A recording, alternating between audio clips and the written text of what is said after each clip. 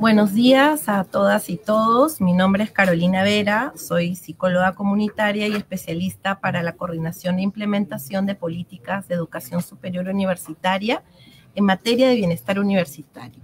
En esta oportunidad tengo el gusto de saludarles a nombre de la Dirección General de Educación Superior Universitaria del Ministerio de Educación y darles la bienvenida a este webinar denominado Transversalización del enfoque de género como herramienta para la erradicación de violencias contra las mujeres en el ámbito universitario.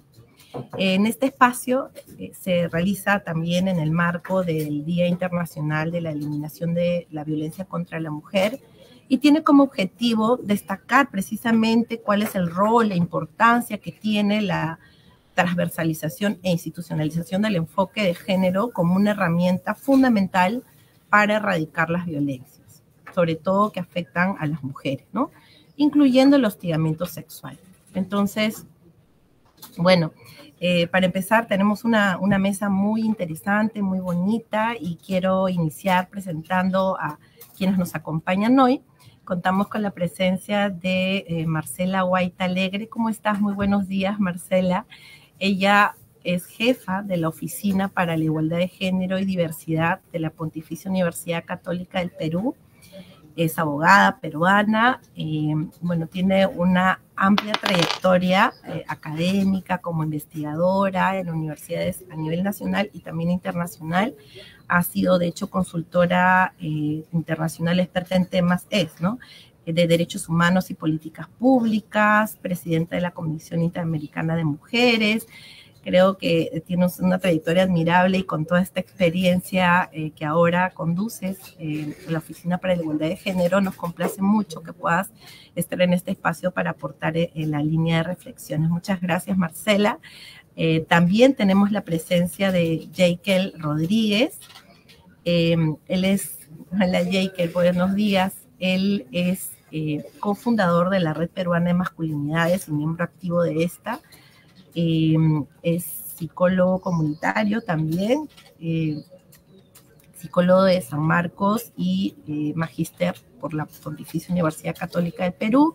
Es psicoterapeuta y consultor también de organismos internacionales e instituciones nacionales, sobre todo en materias vinculadas a paternidades, masculinidades, prevención de la violencia de género, salud mental, y estrategias formativas con varones para la promoción de la igualdad de género y prevención de la violencia. Así que, como se darán cuenta, bienvenido, Jake. Tenemos una mesa de lujo muy interesante. Solo el tiempo, que es una hora, es corto, pero vamos a aprovecharlo de la mejor manera. Quiero también darles la bienvenida a cada una de las personas que se han conectado, agradecer su presencia y participación.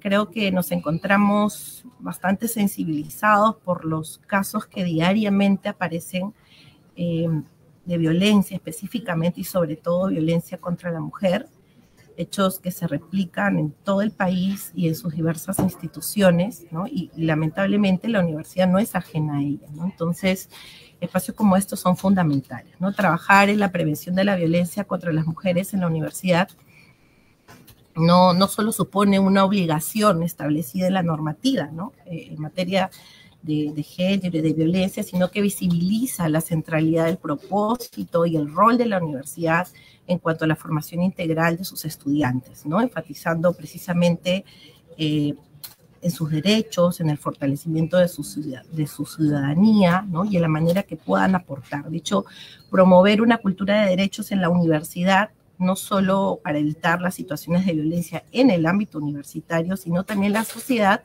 ¿no? Porque ahí la universidad juega un doble rol, ¿no? Porque está formando a los futuros profesionales del país, ¿no? Entonces, bueno, si hablamos de violencia y hostigamiento sexual en el ámbito universitario, sabemos, ¿no? Sabemos que los desafíos son innumerables, ¿no? Sobre todo en relación a la atención de los casos que se denuncian y que sabemos que no necesariamente son los casos que ocurren, ¿no? Porque frente a las violencias son menos la posibilidad de que pocas personas denuncien en relación a quienes la viven, ¿no? Y aún así los casos que se denuncian en las universidades presentan una serie de problemáticas, ¿no? Primero, porque existe un desconocimiento de la normativa y de la normativa vigente, ¿no?, en nuestro país. Ya vamos a ver un poquito más adelante, hay normas que están vigentes, que también ha ido cambiando, se han ido modificando a la luz de su implementación, ¿no? Y hay un desconocimiento todavía importante en relación a qué se debe de hacer, cuál es el procedimiento correcto, ¿no? Eso es todo un tema, el asunto de la desinformación, el desconocimiento. Otro problema que hemos identificado también desde los casos que llegan, las quejas, las denuncias, ¿no?, es en relación a la conformación de las instancias que deben ser responsables de atender las denuncias de violencia, y también el perfil del que se cuenta, ¿no?, de estas personas que conforman las instancias, y la insuficiente capacitación en materia de género, precisamente para poder identificar qué es lo que ocurre y no desestimar las situaciones de violencia que se generan, ¿no? Muchos casos que se archivan y que precisamente es por un desconocimiento, ¿no? Y nosotros hemos visto también que hay sanciones que la SUNEDU, en el marco de sus competencias, han dado precisamente por no seguir los procedimientos, ¿no? Entonces, pero además de esto, hay todo un tema vinculado a cómo se procede en la investigación, y cuando ocurre, cuando es el caso, cómo se debe dar la sanción también, ¿no? Entonces, hay muchas dificultades en relación a ello, pero no son las únicas, ¿no? Porque finalmente lo que observamos es que hay una tendencia a mirar el problema de la violencia y del hostigamiento sexual, en primer lugar, centrado en el caso que se denuncia, ¿no? O sea, no mirando el tema preventivo, ¿no?, sino sobre todo se mira más el tema de la denuncia, y en la denuncia se mira más lo que corresponde al denunciado, ¿no? Pero no se mira lo suficiente a la persona que denuncia, ¿no? A la protección, al acompañamiento, a lo que establece la norma que se debe de preservar y cuidar, ¿no? Entonces, si bien precisamente lo que más sabemos son de los desafíos que tenemos, en esta oportunidad hemos querido desde el Ministerio abordar el tema de la violencia contra la mujer en el ámbito universitario, no solamente hablando de qué se debe hacer, cuál es el procedimiento, ¿no?, sino mirar el lado de la prevención, ¿no? Y como nosotros sabemos que la violencia se da en una estructura, ¿no?, en base a determinados estereotipos, que son estereotipos de género, ¿no?, y que si nosotros no desmontamos esto, va a seguir reproduciéndose y fortaleciéndose esta cultura de violencia también en nuestras universidades. Entonces, es por eso que ahora queremos abordarlo desde otra mirada, que es la promoción de la igualdad. Vamos a ir desmontando esta cultura, estas estructuras de violencia, en la medida que podamos desmontar y promover la igualdad. Pero, ¿de qué hablamos cuando hablamos de igualdad? ¿De qué hablamos cuando hablamos de igualdad de género? ¿Y por qué es importante y por qué es una obligación que todas las universidades públicas y privadas tengan que implementar esta normativa? Vamos a hablar un poquito justamente de esto en una rápida presentación que quiero hacerles como introducción a la reflexión que van a hacer ahora nuestra invitada y nuestro invitado, ¿ok? Entonces, si me permite, voy a compartir pantalla. A ver, un segundito, la parte tecnológica, ahí viene, ahí estamos, toda la pantalla. Compartimos.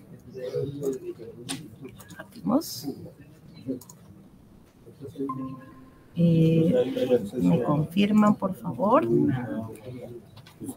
Ya, vamos. Muy bien. Entonces,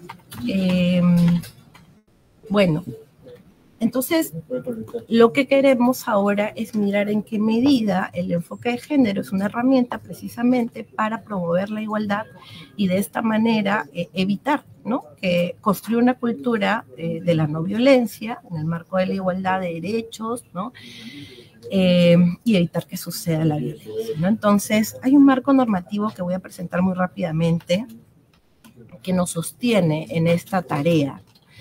Bueno, la ley universitaria que nosotros conocemos en muchos apartados lo señala, y precisamente hay una afirmación por el respeto a la vida, la dignidad y el rechazo a toda forma de violencia, ¿no? Pero también existe esta política que es menos conocida que la ley, que es la Política Nacional de Educación Superior y Técnico-Productiva, ¿no? Que tiene 6 objetivos prioritarios que cumplir. Por ejemplo, el primero tiene que ver con el acceso equitativo y el proceso formativo integral del que hablábamos, ¿no? Vinculado al rol de la universidad, y entre otros, pero también tiene enfoques que se deben de priorizar en la gestión de la universidad. Y entre ellos está también el intercultural, el de género, el de la educación inclusiva. Entonces, además de ello, tenemos una modificatoria que se hizo del reglamento de la Ley General de Educación, que norma a todo el sistema educativo peruano, desde básica hasta la superior y técnico-productiva, que es un avance también porque nos habla de cómo la educación inclusiva no solamente hace referencia a temas de discapacidad, que es lo que mayormente se ha relacionado, sino que amplía esta mirada de la inclusión señalando específicamente, ¿no? Especificando diversas poblaciones, ¿no? Y variables, ¿no? Como la edad, el género, el estado de salud, de riesgo social, etcétera, ¿no? Afectación por violencias de cualquier índole. O sea, lo que dice es que la educación se tiene que dar en todo el sistema educativo, respetando y atendiendo justamente la diversidad y identificando las barreras que están encontrando nuestros estudiantes en todo el sistema educativo para poder precisamente ejercer su derecho educativo en igualdad, ¿no? Esto nos obliga también desde este marco nacional, de esta mirada de la educación, de poder articular con otras normativas que no son del Minedu, pero sí son, o sea, del país, ¿no? Como por ejemplo la de salud mental, la Política Nacional de Igualdad de Género, que ahora seguro lo vamos a mencionar bastante, y otras normas, ¿no? La de prevención y sanción del hostigamiento sexual, entre otras, ¿no? Y de interculturalidad también. Entonces nos ayuda a tener esta otra mirada y fortalece este marco normativo, la obligación, la labor, el rol que tenemos como universidades, ¿no? Entonces, por ejemplo, esta misma norma a la que he hecho mención crea un nuevo servicio dentro de las instituciones educativas de todo el país, ¿no? Que es el SAE, el Servicio de Apoyo Educativo, que justamente, como decía, ayuda o tiene que ayudar a la atención, a la identificación de barreras y ayudar a brindar los apoyos necesarios. Para el caso de las universidades se habla de que las universidades deben de crear un SAE interno que tiene que articular con el servicio de bienestar para precisamente poder brindar esta formación integral, ¿no? Y también esta normativa va a fortalecer, va a describir y fortalecer las funciones que tiene el servicio de bienestar universitario, que debe de tener, ¿no?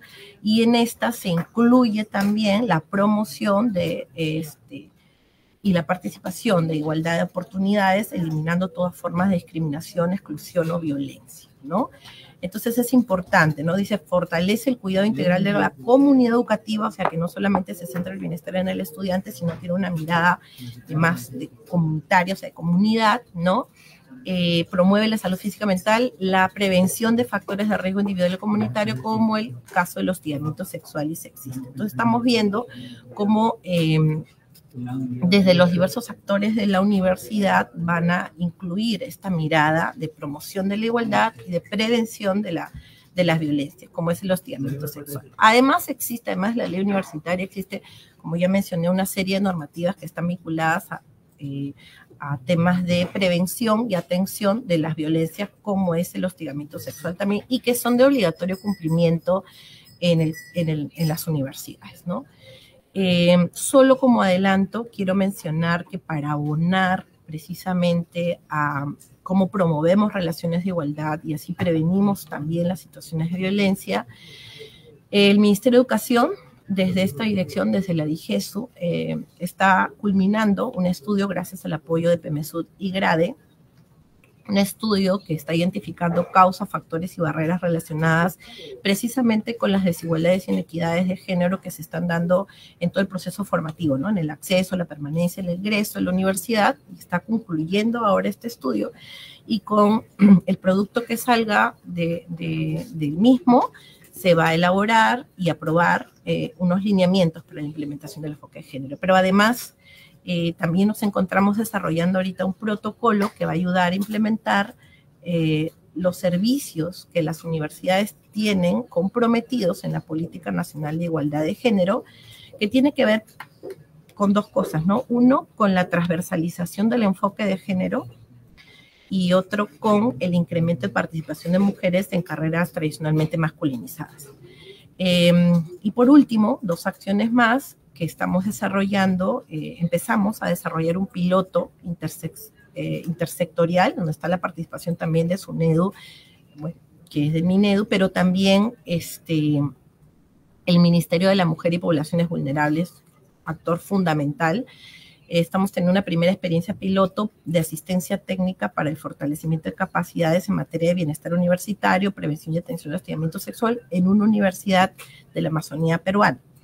Este piloto nos va a ayudar también a una siguiente tarea que también hemos iniciado este año como DIGESU, y es la de conformar una comunidad de aprendizaje interuniversitario justamente para el bienestar. Entonces, estos son algunos de los pasos que demuestran este compromiso que tenemos y las acciones que vamos desarrollando en la línea de precisamente la promoción de la igualdad, tal como lo establece la normativa, pero también como sabemos que es indispensable poder trabajar, ¿no? Muy bien, entonces yo voy a dejar de compartir y me voy con ustedes, vuelvo con ustedes para dar la bienvenida nuevamente a Marcela Guaita, que nos va a compartir precisamente por qué, ¿no? De una manera más técnica y desde la experiencia que están desarrollando en la Pontificia Universidad Católica del Perú, y por qué entonces y cómo así el enfoque de género es una herramienta para la igualdad y para la prevención de la violencia. Marcela, te escuchamos. Muchas gracias. En primer lugar, estoy muy contenta de participar en este webinar que el Ministerio de Educación está organizando y quienes están conectados puedan verlo ahora o quizás más tarde esta presentación. Si puedes compartir la presentación. Mi presentación va a tratar de responder las dos preguntas que nos hicieron en la invitación, ¿no? En primer lugar, sí, puedes pasar al... Ok, la siguiente, por favor. La primera pregunta es, ¿por qué la transversalización del enfoque de género es una herramienta para la prevención del hostigamiento sexual y otras formas de violencia contra las mujeres en el ámbito universitario? Entonces, yo voy a ir, en primer lugar, hablando del enfoque de género, por qué es importante su transversalización, cómo así resulta una herramienta para la prevención de la violencia, y luego, con estas ideas, vamos a mirar lo que estamos haciendo en la Universidad Católica y del Perú. A la siguiente, por favor. Entonces, en primer lugar, ¿qué cosa es el enfoque de género? Nosotros, como ustedes saben, tenemos desde 1996 el Ministerio de la Mujer y desde el 2012 un Viceministerio de la Mujer y un ministerio que tiene ya en su ley orgánica como rectoría la temática de la transversalización del enfoque de género. A partir de esta rectoría, entonces, el ministerio ha desarrollado una serie de documentos en donde se dice qué es el enfoque de género, y acá yo estoy recogiendo un documento de 2014, es decir, de hace 10 años, que nos dice que el enfoque de género es una forma de mirar la realidad, identificando los roles y las tareas que realizan mujeres y hombres en una sociedad, pero aquí viene lo importante, ver las asimetrías y relaciones de poder e inequidades que se producen en estas relaciones, conocer las causas, formular medidas. ¿Para qué? Para superar estas brechas y desigualdades. Esto ha devenido entonces en que, por ejemplo, desde el Instituto Nacional de Estadística se haya desarrollado, y ahí ustedes ven en el gráfico, un índice de desigualdad de género. Ya desde hace más de, desde el 2015, el INEI produce anualmente un documento sobre brechas de género, en donde podemos identificar, por un lado, desigualdades que tienen mucho que ver con las diferentes, digamos, responsabilidades, por ejemplo, en términos reproductivos, porque ahí no estamos hablando de brechas, sino de desigualdades, porque mujeres y hombres somos diferentes, pero esa diferencia no debe constituir una discriminación. Entonces, hay algunos elementos, indicadores que el INEI va a identificar sobre la situación del embarazo adolescente, la mortalidad materna, que van a generar desigualdades, y otros elementos que tienen que ver con las brechas de género, que a pesar de que somos individuos que podemos insertarnos al mundo laboral, vamos a tener una remuneración menor o no vamos a participar de la misma manera. Entonces tenemos algunos indicadores que se vienen recogiendo, y estas tres dimensiones que tienen que ver con la salud reproductiva, que tienen que ver con la empleabilidad, que tienen que ver con la participación. Entonces, ya esto el Estado viene trabajando. La siguiente, por favor. Si, a partir de este enfoque de género, entonces podemos ver que en el ámbito judicial, y estoy acá citando una sentencia del 2018 del Tribunal Constitucional, va a decir que esta perspectiva es una nueva mirada a la desigualdad y a la situación de vulnerabilidad de las mujeres, y que se presenta como una herramienta metodológica que necesariamente debe ser empleada en el ámbito institucional. Entonces, es una herramienta metodológica, y el Tribunal Constitucional dice que debe ser utilizada en el ámbito institucional público, pero también en el privado, para materializar las medidas para una igualdad en derechos.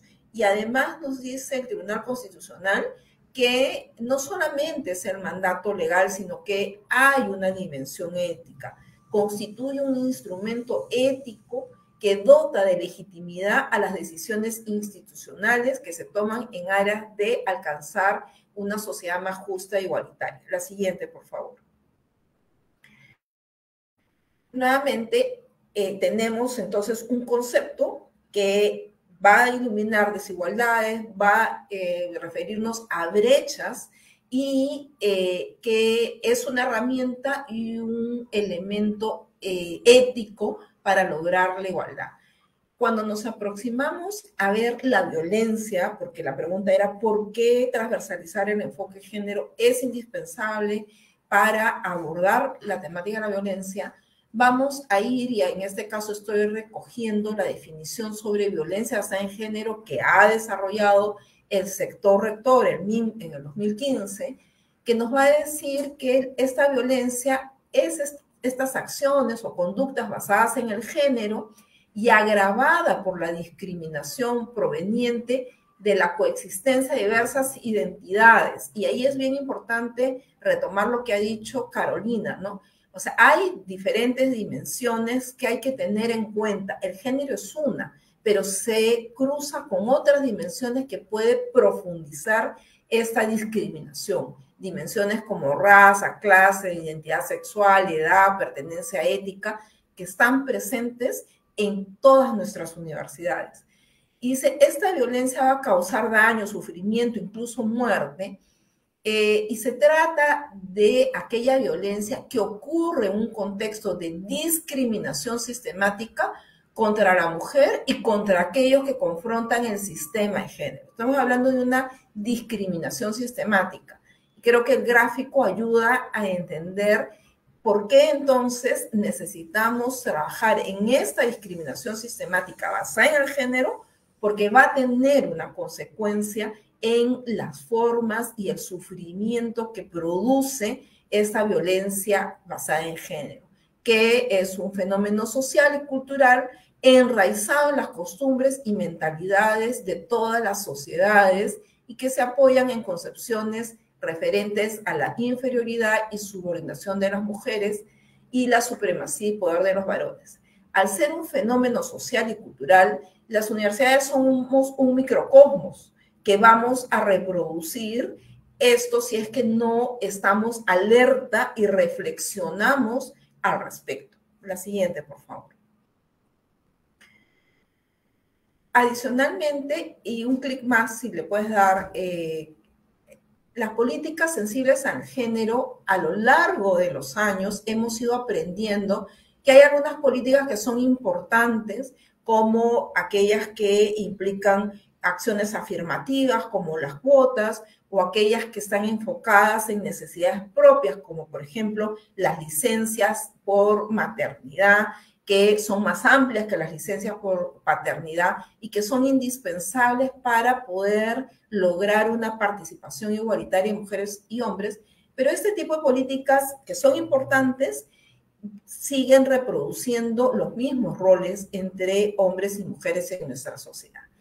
Hay otras que van a ser más cuestionadoras de las asimetrías de poder y ahí podemos encontrar, por ejemplo, estas políticas que están luchando contra el hostigamiento sexual o contra la violencia en género en términos generales, porque ahí no solamente nos estamos basando en la necesidad diferenciada de hombres y mujeres, sino en esto que es el control y el poder sobre el cual se basa el ejercicio de la violencia.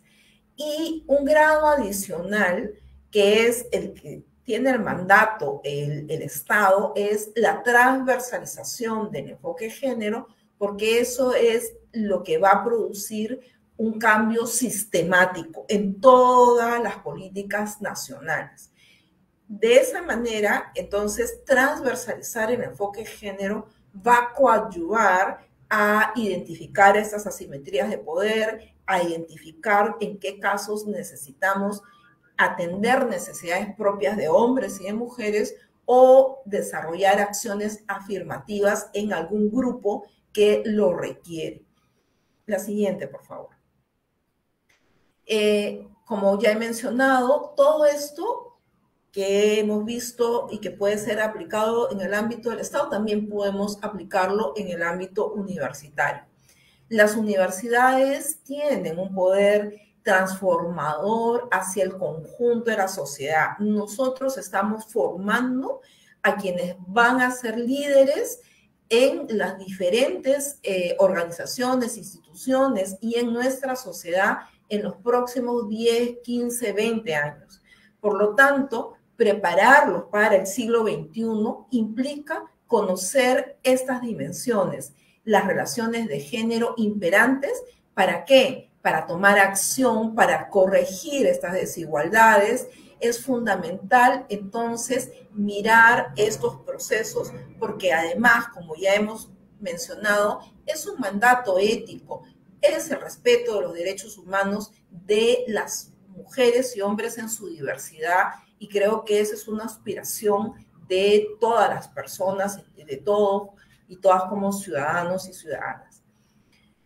Vamos a decir, recogiendo lo que ya, digamos, la doctrina nos viene planteando, y es que hay tres ejes en las universidades en las cuales debemos apostar para reforzar.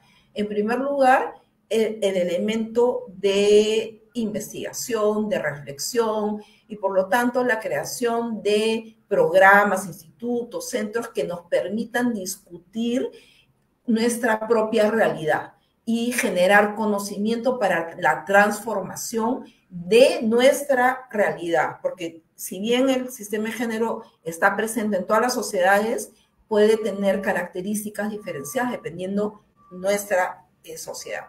En segundo lugar, incorporar entonces ya formalmente a los programas y planes de estudio esta igualdad de género, que en algunos casos se podrá vincular, por ejemplo, con la ODS, con el Objetivo de Desarrollo 5, con la Agenda 2030 o con las políticas que están vigentes en nuestro país, porque nosotros tenemos una política de igualdad de género que está vigente y otras políticas. ¿Por qué esto es indispensable? Porque estamos formando a profesionales que van a ejercer en nuestro país y deben tener conocimiento de estas metas, de estas políticas, de estas apuestas institucionales que tenemos como país. Y por lo tanto, hay que hacer que los y las docentes también lo conozcan, porque es muy difícil que nuestros estudiantes lo conozcan y nuestros docentes no. Hay que trabajar también con docentes. Y para eso necesitamos institucionalizar entonces la igualdad de género en las políticas universitarias, porque hay mucha actividad y algunas veces es una actividad que viene de un docente, de una docente, y que se acaba en el esfuerzo personal. Y aquí estamos hablando de...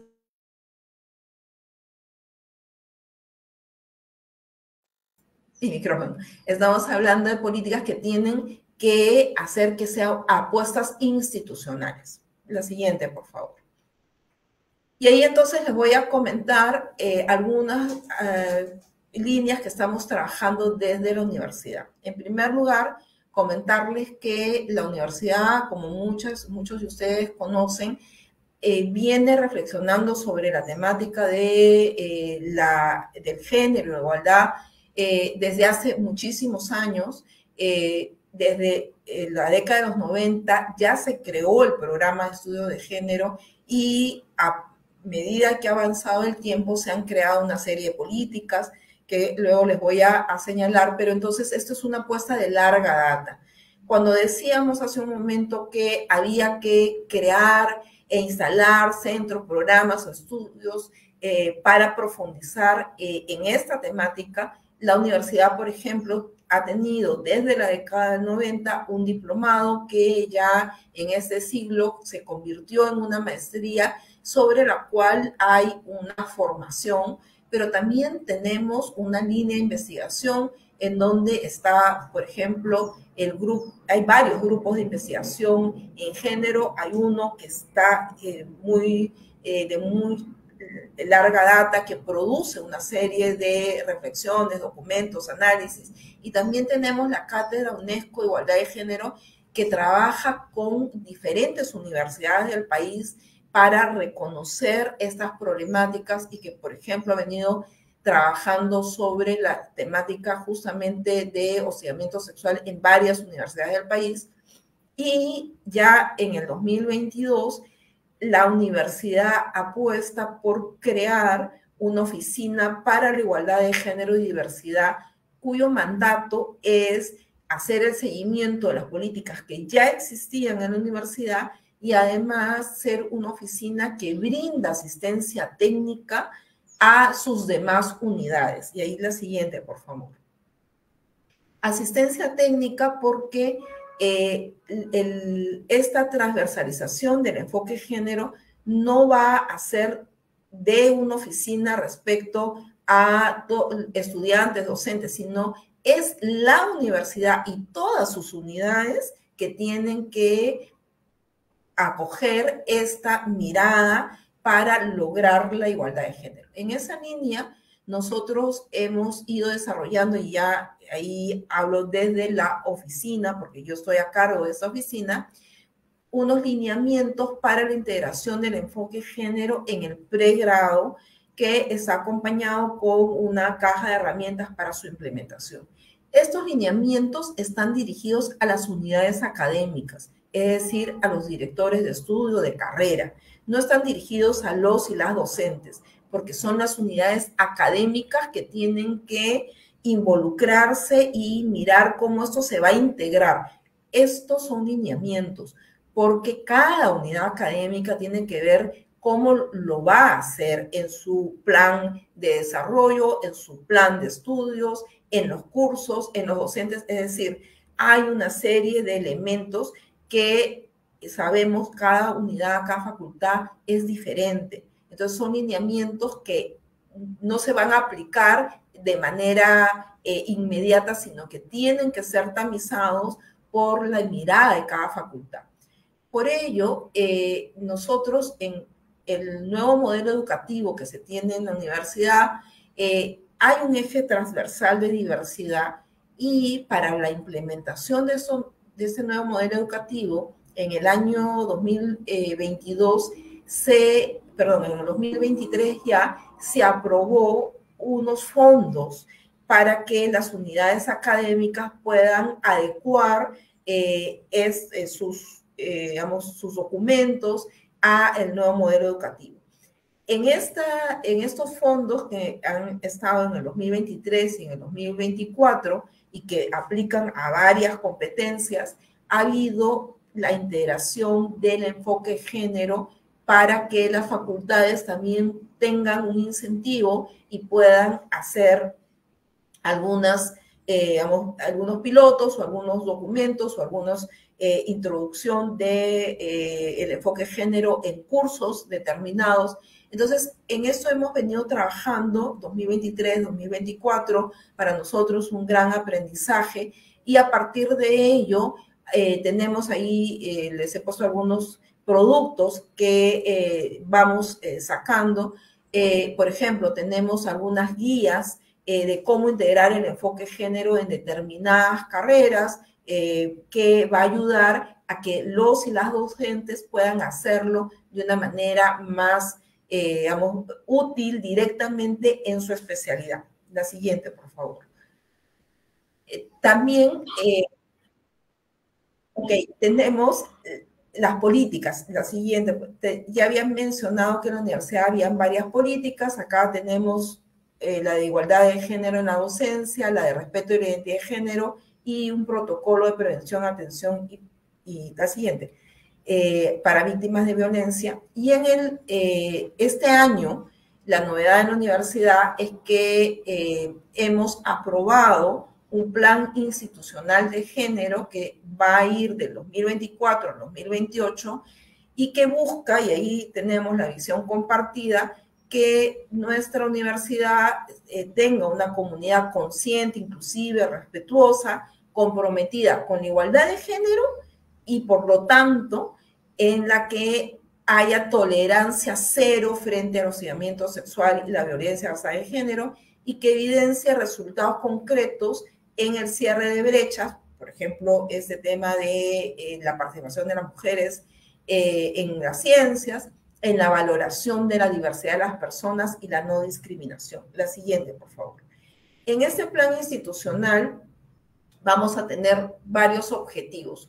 Uno básico y fundamental es incrementar el nivel de conciencia y compromiso con la igualdad de género y el respeto a la diversidad en toda nuestra comunidad, es decir, en autoridades, en docentes, en estudiantes, en personal administrativo, porque es esta conciencia y este compromiso lo que va a posibilitar lograr los otros objetivos. Y ahí tener un impacto en las facultades, promover el bienestar y la participación en todos los niveles de la vida universitaria y, por supuesto, contribuir a que nuestra comunidad se desenvuelva en un ambiente seguro y libre de discriminación de género, considerando la diversidad de las personas. Entonces, creo que ayuda a comprender por qué es importante trabajar en la transversalización del enfoque de género, porque es una manera de lograr el respeto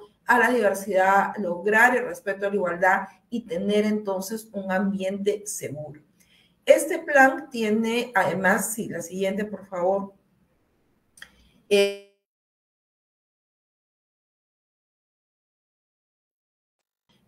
No es que la oficina va a implementar el plan. La oficina brinda asistencia técnica a quienes son los órganos de ejecución, con docentes, con estudiantes, con personal administrativo, y además se reconoce la importancia de órganos de apoyo a la estrategia, como por ejemplo la comunidad estudiantil, que ayuda a vigilar cómo esto se va implementando, o los órganos que tienen que ver con el régimen disciplinario, que siempre está presente. La siguiente, por favor. Este ecosistema, entonces, va a estar representado, y esa es nuestra, se ha ya instalado un comité directivo de este plan que tiene representación de estos órganos, y nos hemos comprometido con el desarrollo de un componente que monitoree esta igualdad de género, y esto es clave porque tenemos un marco jurídico, como nos lo mencionó Carolina, que ya nos establece unos parámetros, pero que, a diferencia de otros países, no tiene todavía el nivel de exigibilidad que sí tienen otros marcos normativos. Por lo tanto, esto tiene mucho que ver con el esfuerzo de la universidad y el compromiso que nosotros tenemos por integrar este enfoque de género en un marco de una universidad cuya apuesta es muy humanista y de respeto a la diversidad. La siguiente, por favor. Entonces, ya para concluir, me pedían algunas recomendaciones. Lo que yo les puedo compartir es que hay la necesidad de una postura institucional. Si esto no viene desde las autoridades, es muy difícil poder avanzar. Tenemos un marco normativo, pero necesitamos una voluntad de las autoridades que se manifiesten en contra de la violencia y que respondan con acciones claras y concretas. Es verdad, y yo les he mostrado cómo nosotros venimos desarrollando diferentes políticas, hay una oficina, hay protocolos, hay rutas de denuncias, todo esto es necesario, pero no es suficiente. Es fundamental el trabajo con las personas de sensibilización, profundización, investigación. Sin eso, las rutas, los documentos, las oficinas no logran llegar a su cometido. Les quiero invitar, y la siguiente, por favor, a muchos de estos documentos he hecho referencia, están colgados en nuestro site, ahí lo tienen, y esperamos que este aprendizaje, que es para nosotros muy importante desde nuestra universidad, ojalá pueda contribuir a este esfuerzo del país, que siento es lo que tenemos que apostar y por el que está apostando el ministerio en este momento. Gracias.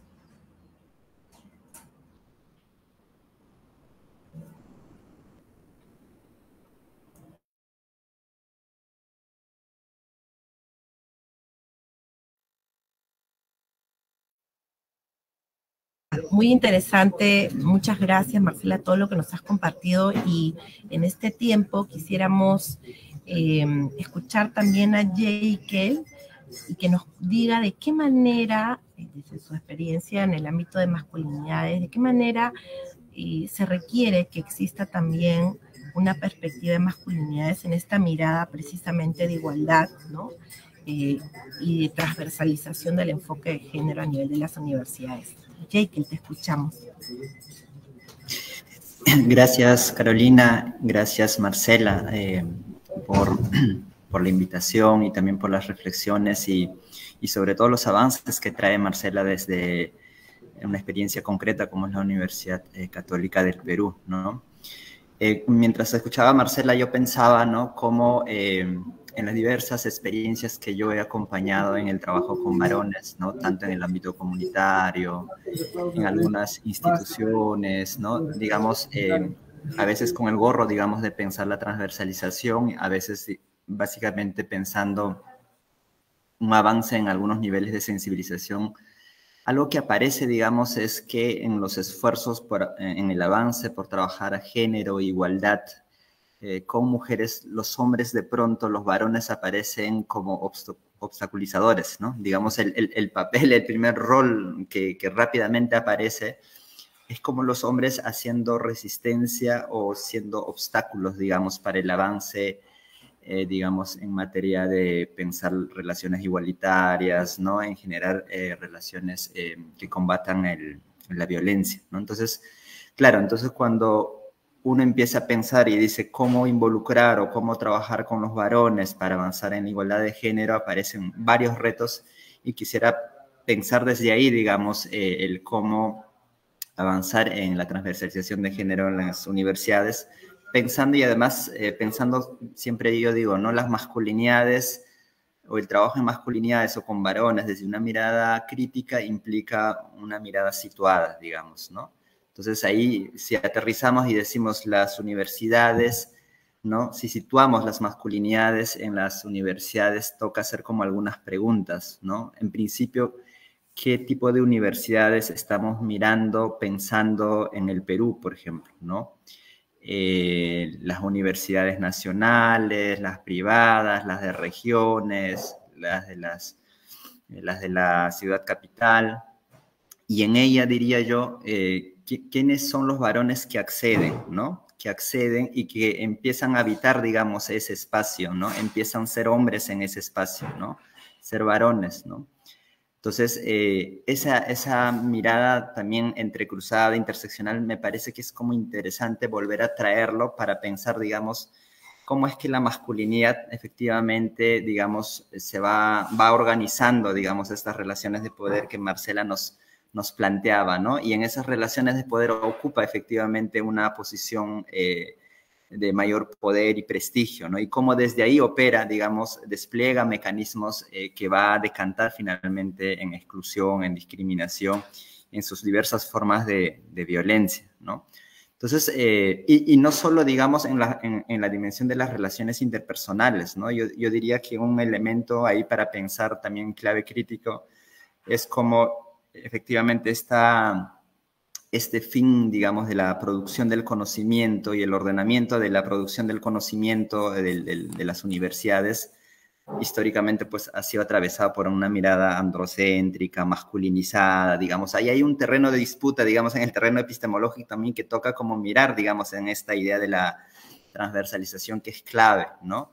Quienes investigan, quienes escriban, y si las mujeres están accediendo a la investigación, a la producción del conocimiento, qué roles están tomando, por traer algunos elementos que pudiéramos pensar, ¿no? Y el otro elemento es como de pronto si regresamos nuevamente a los sujetos, digamos, a los sujetos hegemónicos, vamos a hablar, digamos, de los varones cis heterosexuales, digamos, ¿no? Creo que es como interesante porque ahí toca empezar a pensar cómo es la construcción o cuál es la masculinidad que se va reproduciendo ya en este terreno situado, ¿no? En esta idea de lo hegemónico, en esta idea, digamos, del ser varón universitario, sea estudiante, sea docente, o los roles que les toca, ¿qué implica, no? ¿Qué elementos aparecen como elementos validadores de estas relaciones de poder, ¿no? Porque hay como una suerte de creencia también, ¿no? Que mágicamente pareciera que los hombres que acceden a la universidad de pronto dejan de ser machistas o no van a ejercer violencia, lo cual es totalmente un mito en realidad, ¿no? O que quienes ejercen violencia son machistas son hombres de clases populares o campesinos o obreros, ¿no? Entonces, lo interesante es que cuando empezamos a analizar, digamos, y desestructurar la universidad, efectivamente los hombres que están siendo hombres en contexto universitario, muchos de ellos traen los mismos parámetros, las mismas lógicas de reproducir la masculinidad vinculada, ¿no? A cómo han aprendido un tipo de sexualidad desde la cosificación, el control del cuerpo de las mujeres, ¿no? Vinculada a esta idea del dominio de la razón masculina. Es bien interesante, ¿no? Cuando yo comparo las masculinidades, digamos, universitarias con masculinidades militantes o masculinidades obreras, un elemento de autoridad, poder masculina que aparece y se performa mucho en el contexto de la universidad es la intelectualidad como elemento de poder, ¿no? Y cómo desde ahí se va desplegando formas de control, poder, ya sea en pares, en estudiantes pares, o ya sea en relaciones de docente-estudiante o docente-par, ¿no? Entonces, finalmente eso es como el dispositivo, el elemento de poder que se empieza a generar como un elemento de acumulación, ¿no? Marcado por el género, ¿no? Por ejemplo, ese análisis toca empezar a pensar, ¿no? En clave de diversidad nuevamente, qué masculinidades empiezan a moverse, ¿no? Para no pensar las masculinidades en lógica de universalizar, digamos, ¿no? No hay una sola masculinidad en que habitan las diversas universidades, ¿no? Las universidades en Huancavelica, en la selva, ¿no? Entonces, o en San Marcos puede ser un buen ejemplo, ¿no? Esas diversidades de masculinidades que van, también masculinidades racializadas, ¿no? Entonces, eso empezar a, como un elemento para mí, empezar a pensar es, uno, ¿no? No universalizar la idea de los varones y las masculinidades, sino pensar en clave de diversidad, ¿no? En esta idea de la transversalidad, ¿no? Y lo otro creo que es para mí importante, digamos, cuando ya uno empieza a entender cómo es que opera la violencia, ¿no? Porque, claro, un elemento de este diálogo tiene que ver con pensar el hostigamiento sexual o la violencia, ¿no? ¿Cómo hacemos, uno, que eso se reduzca y otro, digamos, cómo entramos a trabajar con los hombres, ¿no? Entonces, para mí hay como varios elementos interesantes que tocaría mirar, ¿no? Uno es que en esta idea de los hombres que siguen siendo hombres, incluso en contexto universitario, pero que se van dotando de otro tipo de poder, ¿no? Que van acumulando más poder ahora vinculado al tema intelectual, algo que opera es esta idea de no registrar necesariamente con claridad la violencia machista, ¿no? Es como normal ser hombre y ser hombre es ejercer violencia, ¿no?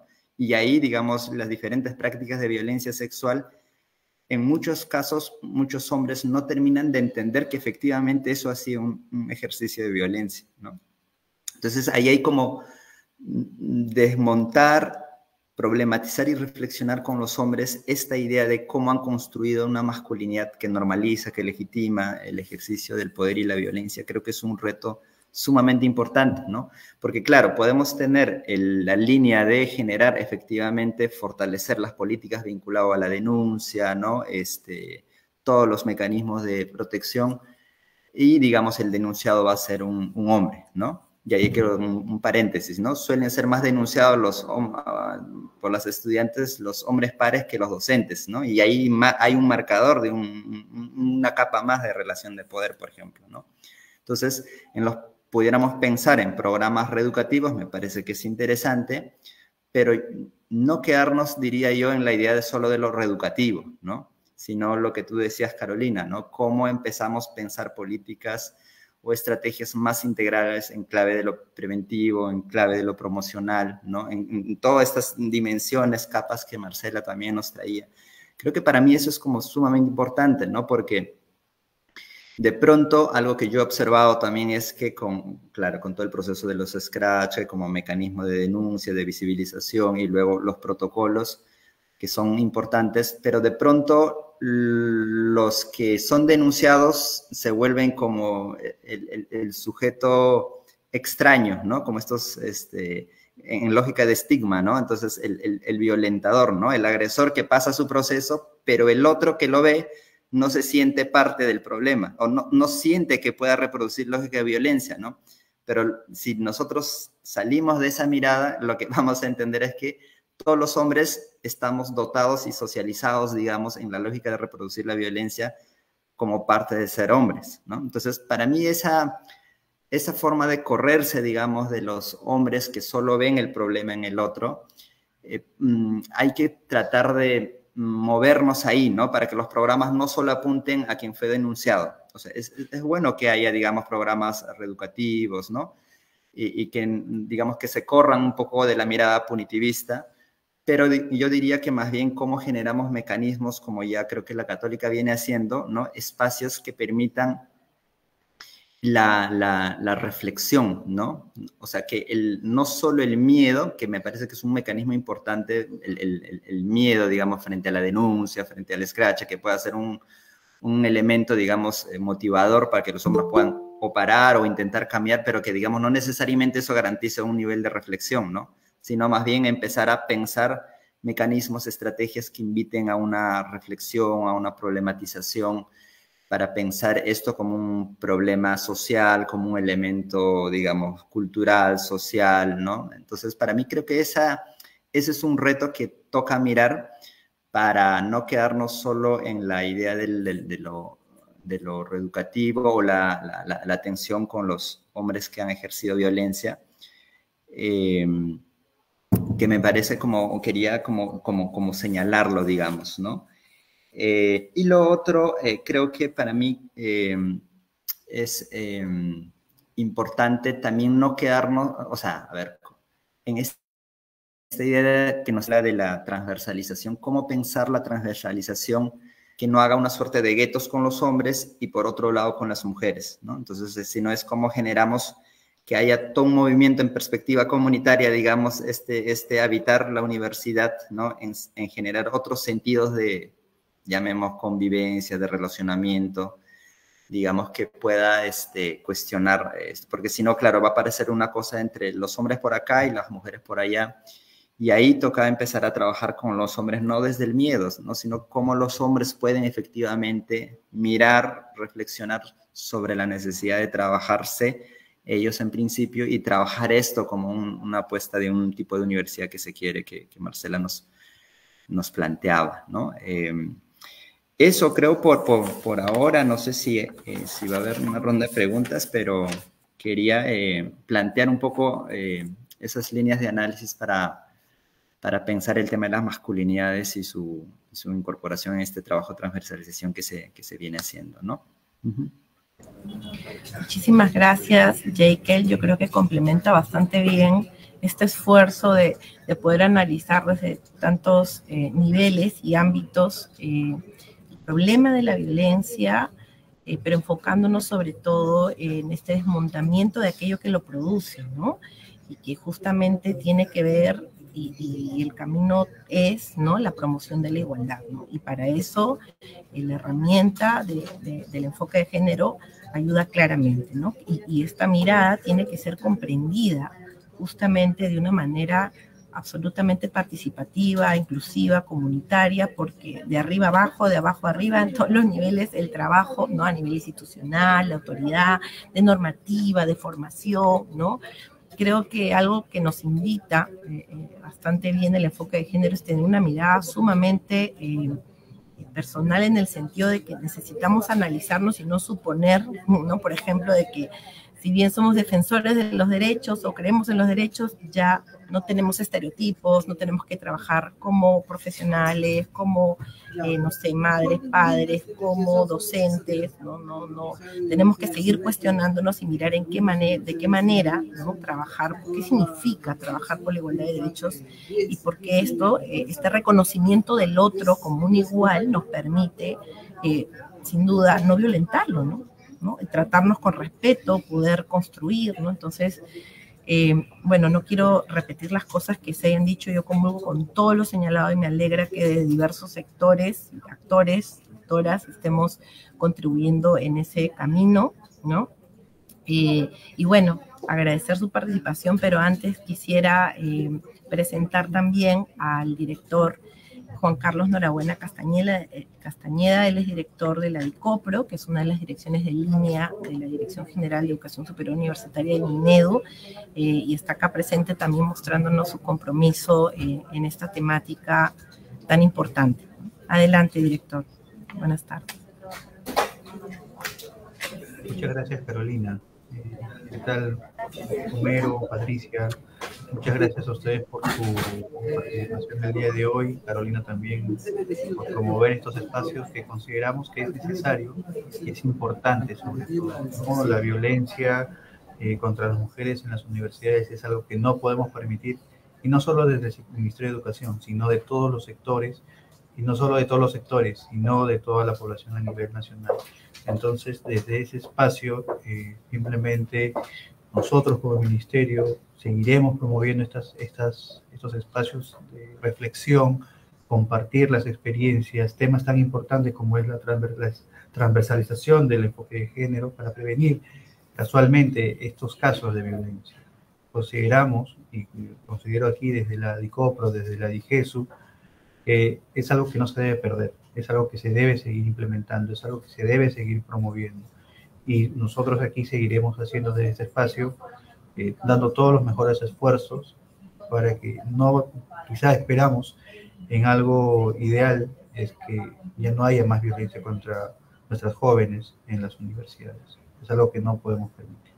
Muchas gracias a todos por su tiempo, por sus palabras y siempre estaremos en comunicación. Y a quienes nos escuchan también, igual vamos a estar siempre llevando a cabo estos temas que son de mucha importancia para nuestra comunidad, no solo universitaria, sino a nivel nacional. Muchas gracias. Muchas gracias, director. Entonces, nuevamente agradecer también a Marcela y a Jekyll por estar acá y sobre todo a cada una de las personas que han estado durante este webinar y a las personas que van a escucharlo luego que se grabe. Muchas gracias, buenas tardes.